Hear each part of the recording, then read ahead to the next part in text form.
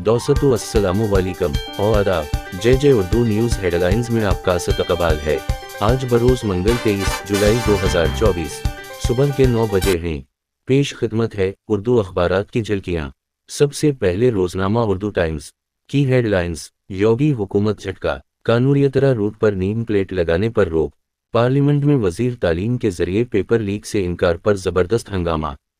Paper leak मामला में record न बनाए जाएं, अखिलेश। शरद पवार मेरे भगवान हैं, मैंने हमेशा इज्जत की है, अजीत पवार।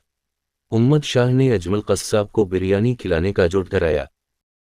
शदीद दबाव के बाद बाइडन सदारती इंतखाब की दौड़ से दस्तबरदार। इदारती सफहा, अदारी कुछ तो हुई खलिश दूर।